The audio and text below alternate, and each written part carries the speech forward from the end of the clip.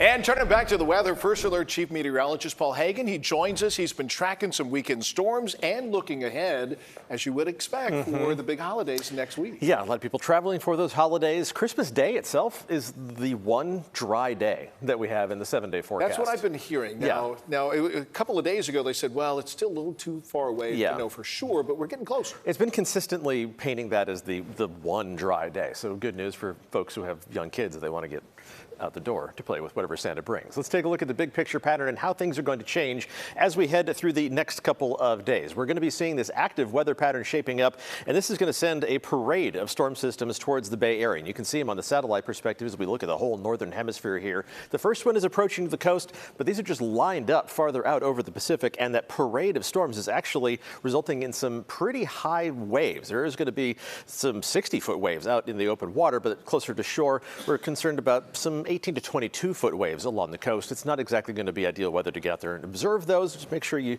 keep a safe distance if you do decide to do that. Let's take a look at the local perspective of when the rain is going to move in. And what we're going to be seeing is the rain approaching as we head through the rest of tonight. Let's get some labels on the map here so you know where you're looking as the rain comes in and covers more and more of the map. But past midnight to the pre-sunrise hours of tomorrow morning, we're talking about a few splash and dash, not even showers, a few sprinkles. The bulk of the rain just coming into the picture around 4 o'clock in the morning off the coast of the North Bay.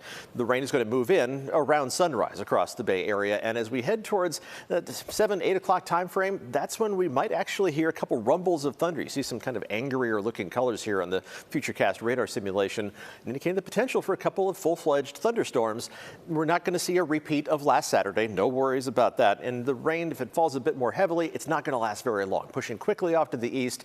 And by midday, we're back into some lingering off and on showers, and that's going to be the case as we head into the afternoon.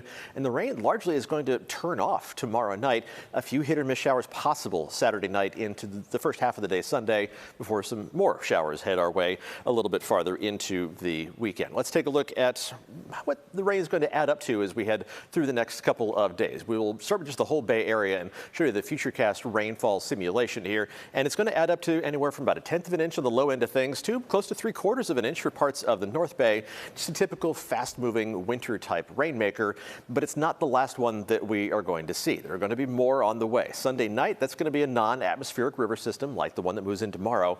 Monday night and Tuesday, that looks like it's going to be an AR1 or AR2 atmospheric river, bringing not only some heavier rain, but also gusty winds. And then we get into that dry break for Thanksgiving Day before more rain chances arrive by Thursday and Friday of next week. So we've got a lot going on in the forecast over the course of the next several days, and the winds are going to be part of the equation as that atmospheric river moves in on Monday night. So we're tracking the wind gusts from 4 o'clock on Monday through 10 p.m. on Christmas Eve, and the strongest winds are going to occur Monday night into the first half of Tuesday. The strongest gusts are mostly going to be in the 20 to 30 mile an hour range, which again is a far cry from the blustery conditions that we had last week, the damaging winds that ripped across San Francisco and the peninsula.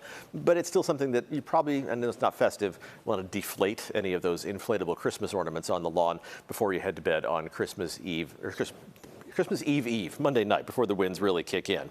Let's take a look at the 7-day forecast, and we do have that one dry day in the 7-day outlook, and that is Christmas Day.